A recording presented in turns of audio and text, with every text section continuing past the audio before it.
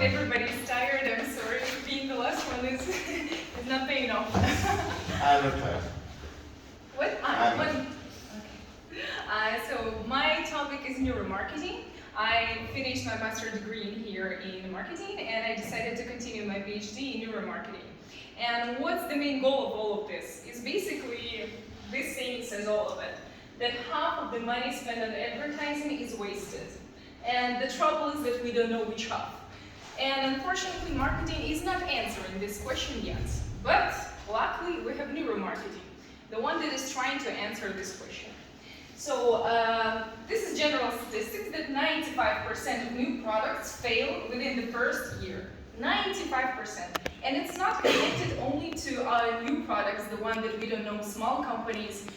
We've seen Google Glasses, and this project was millions of investment, it failed. And we don't know why. And they have they have big research teams, but unfortunately, it still failed. So what does regular marketing, traditional research look like? We ask people, our target audience, and we ask them, what do you want? Why do you want it? And we do surveys, we ask them questionnaire, we make focus groups, but is it helpful? Unfortunately, no. None of customer reviews, none of surveys or focus groups give us any confirmed information, because all of this information comes from conscious decisions. So this is something how we pursue, we think. So this is just our imaginary personality, our ego is talking. So this is just a conscious decision.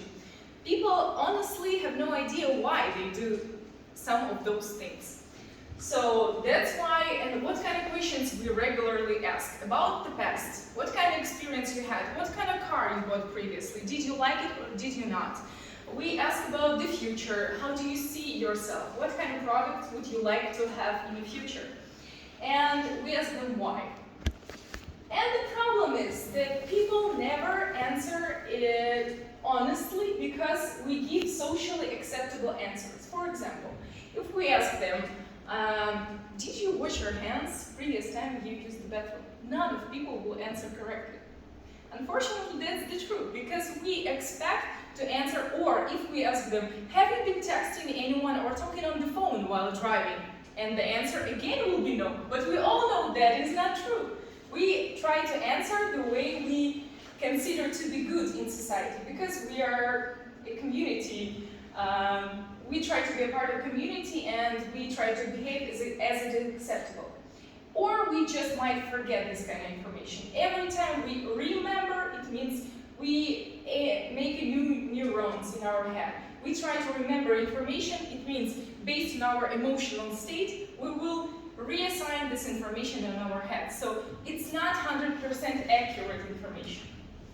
So people on this question, why, they will never say that I'm too lazy to check this box, or because I was just doing as other people was doing, or I just simply don't know, I just did what I did. But people don't like to be perceived as stupid. That's why they give appropriate answer. That's why old marketing doesn't work. What's neuromarketing? Neuro, it comes from the brain. What is marketing? It's something a lot of people think that I'm going to try to sell you something that you maybe not even need.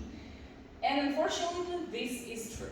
A lot of times, companies and huge corporations, they try to force us to buy stuff that we don't really need. So, why we need neuromarketing?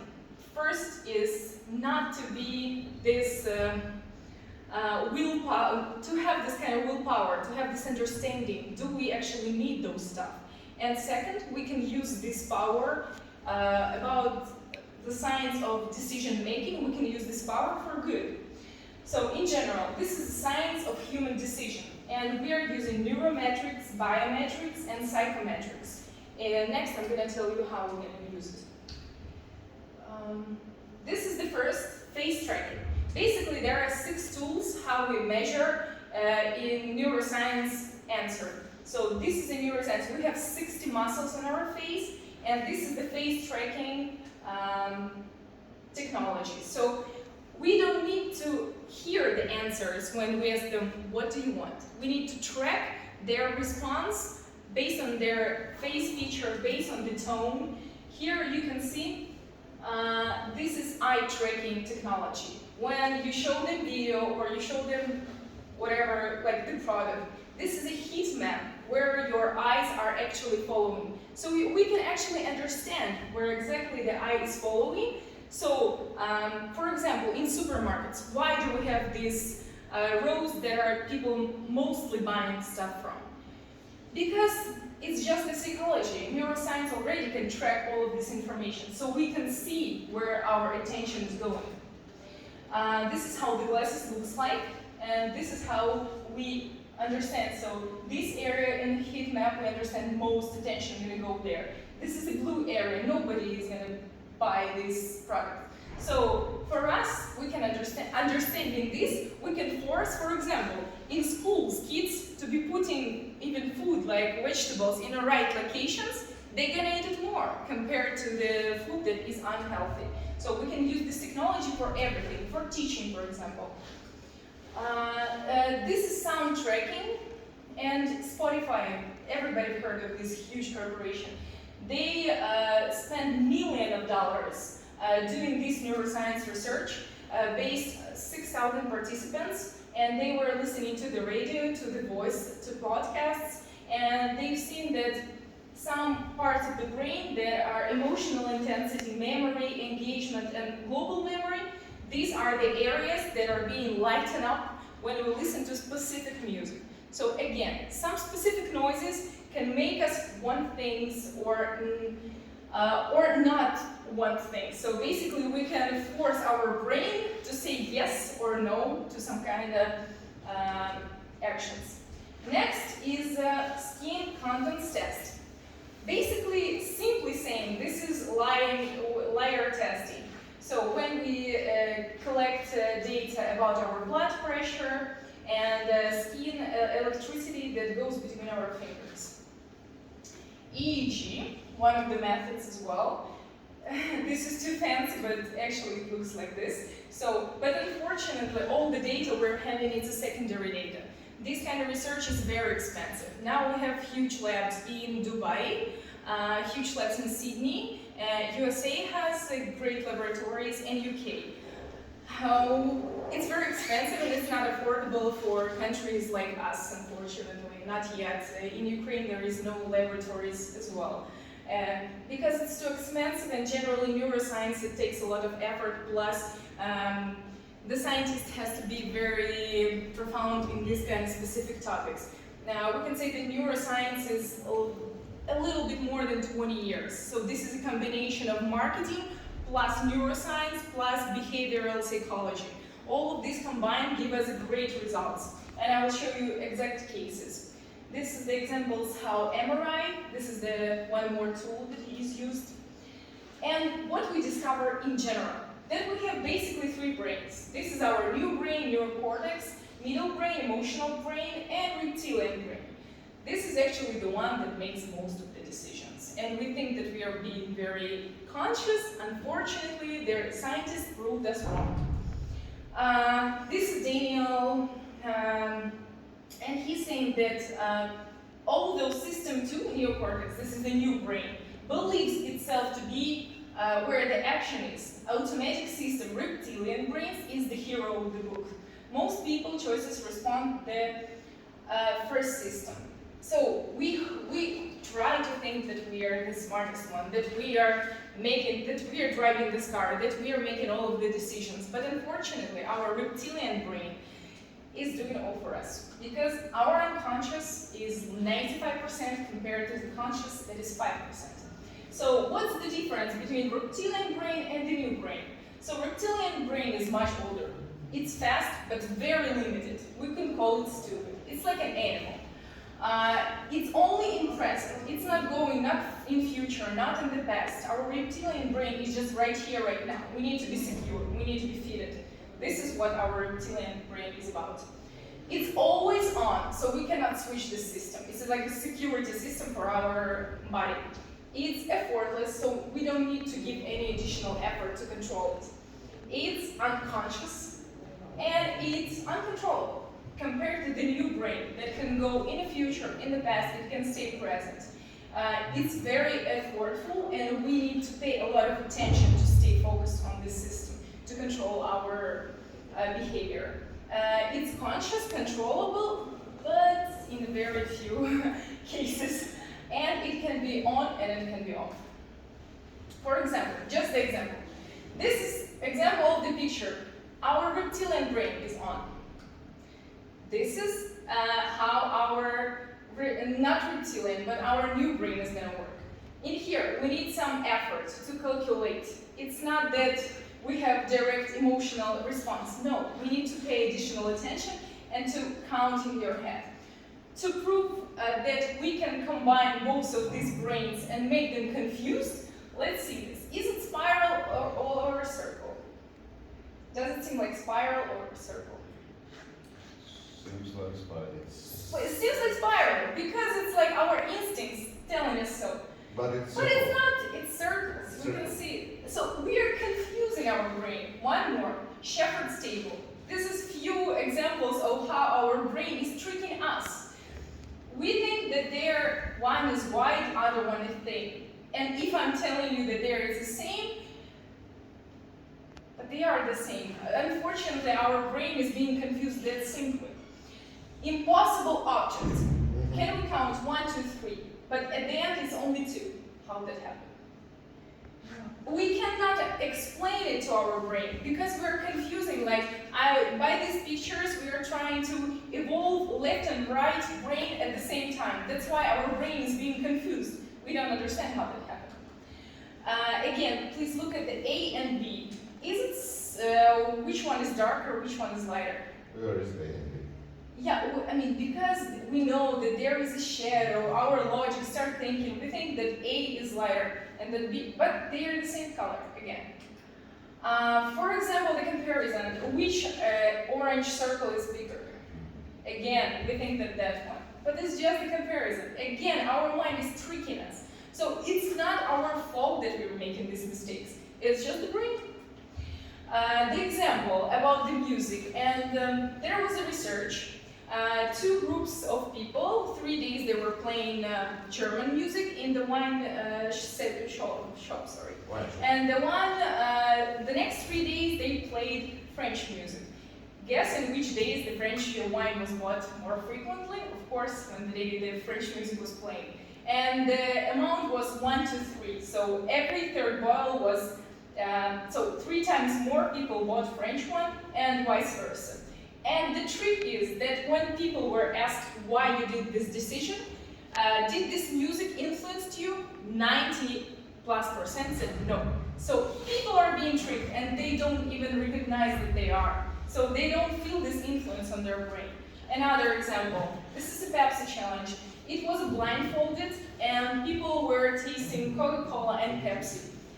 Of course, 50% people, it's proven that the taste is much better of Pepsi. Unfortunately, when the testing was not blindfolded, when they said that you're testing Coca-Cola or vice versa test, Pepsi, 75% occurred to like Coca-Cola. Why? Because we have this long emotional connection.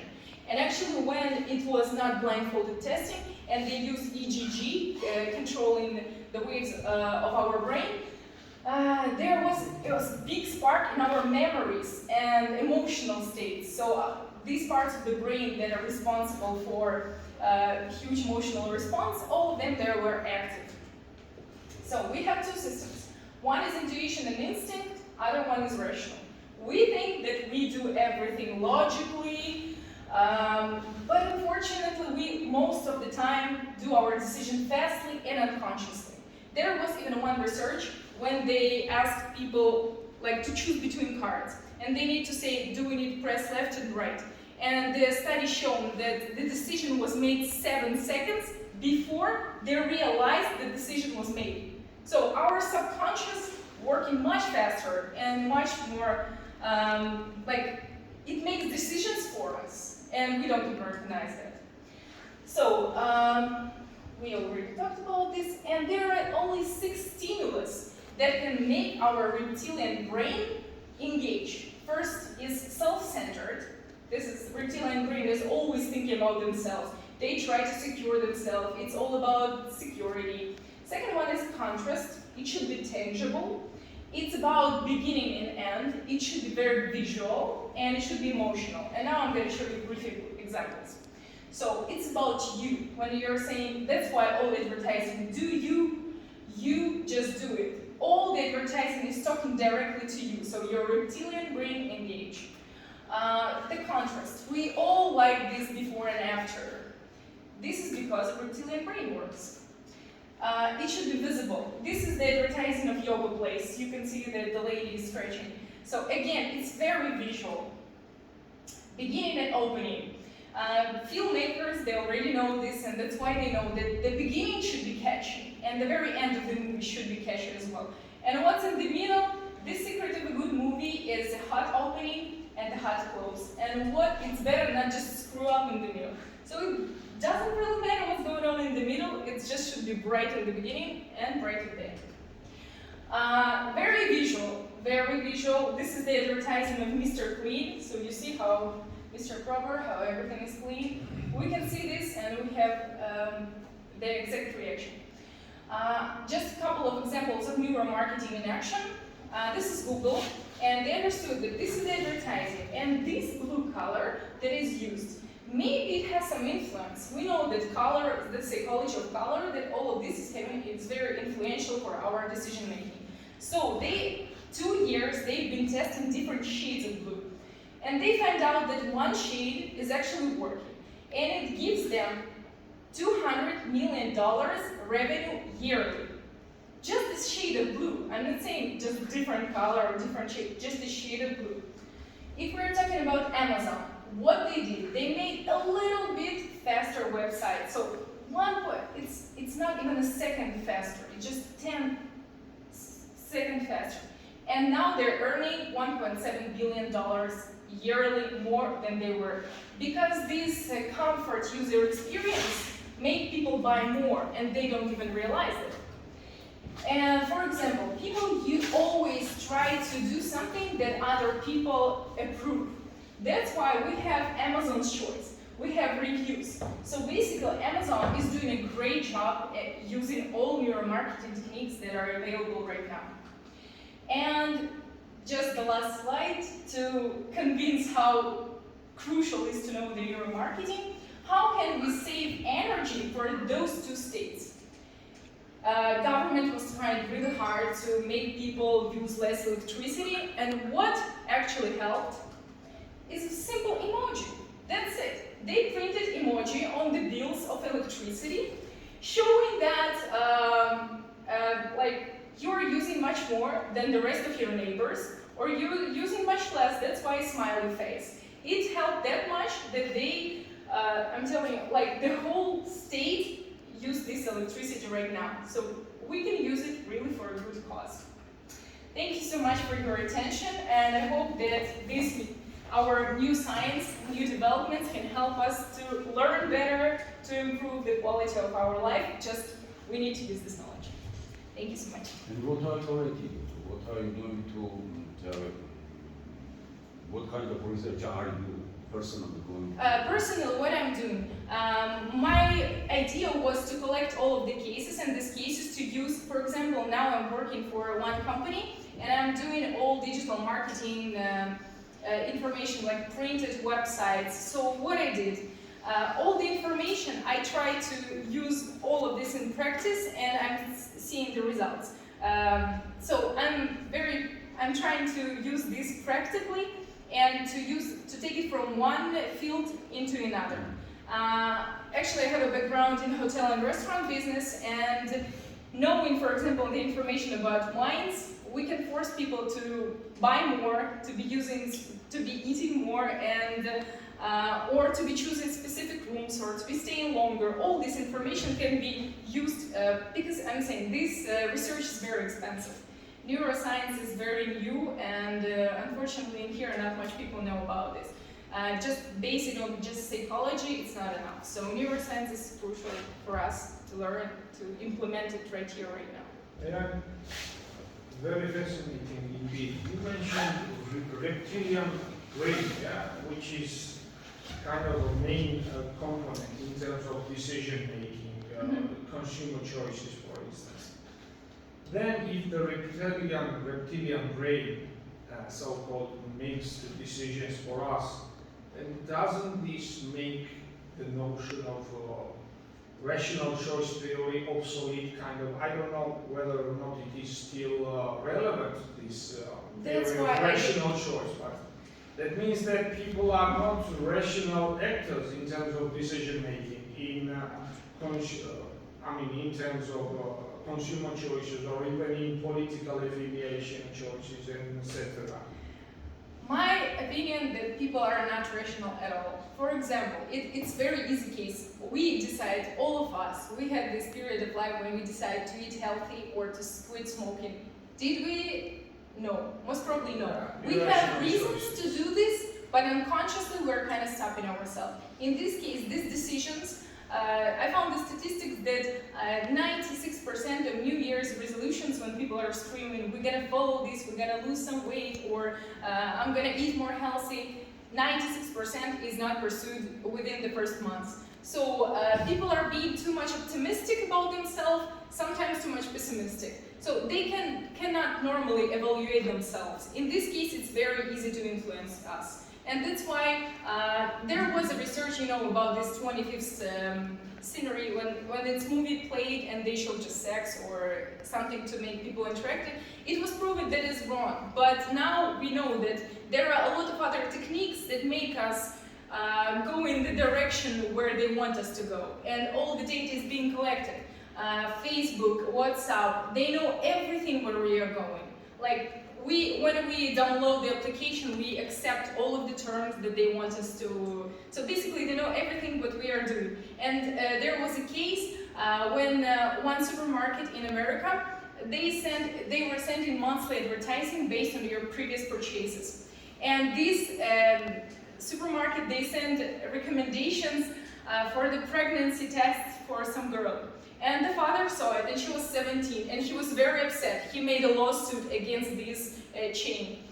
And what happened? The next month, she was actually pregnant. So this technology counted actually her behavior long after. So based on this history of her purchases, they realized that she might be. I'm sorry, it's artificial intelligence, I beg your pardon.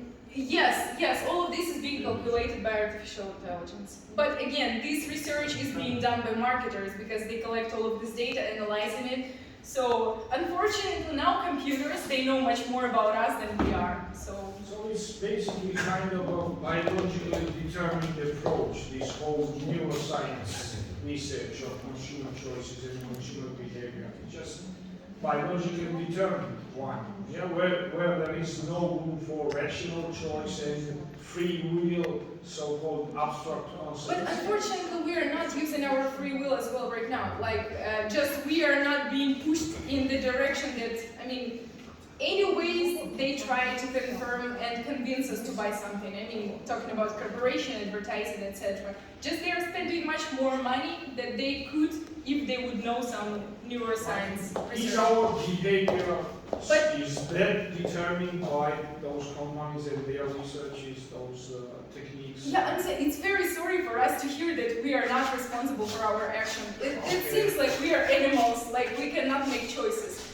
We can make choices, but unfortunately being like 95%, the research said that after 35%, after 35 years, a person has 95% of the same reaction for everything, because neurons are being already connected. And in the first 2 years, when a person is just born, in 2 years he learns more than he would learn in the rest of his life, because the neural connection is just working. In this case, it seems like we are being wired to be this way that we are, because our reactions are predictable, because we already did it like this in the past. That's why it's easy to predict what we're gonna do in the future. It's quite discouraging. Yeah, I agree. I beg your pardon. Thank you so much, everyone. I know have that to, it was run hard. away. And the I last have to Thank run you away very very much. fast. It was very interesting. But- Even though I think that still, it's 50-50. I don't but it's exaggerated a little bit that we are not making any decision. This is my personal opinion. Yeah, I I'd would like to love to support. agree with you. That would be perfect. I know, and I agree absolutely that yes, it I agree matters. with The smell, the voice, all this matters, but I would not agree that it's an 100%. Yeah, this is the case what it was Oh, about yeah. wine, and 90% of people they said that they were not influenced as well. This is No, as we so, are. I mean, it's stupidity to say that it's not involved at all. It's just the absolute stupidity. But I wouldn't say that it's 100%. No, not 100, definitely not. We have, like, some people are less conscious than the others, so yeah, I agree. Actually, But I don't know thank you what very about much for person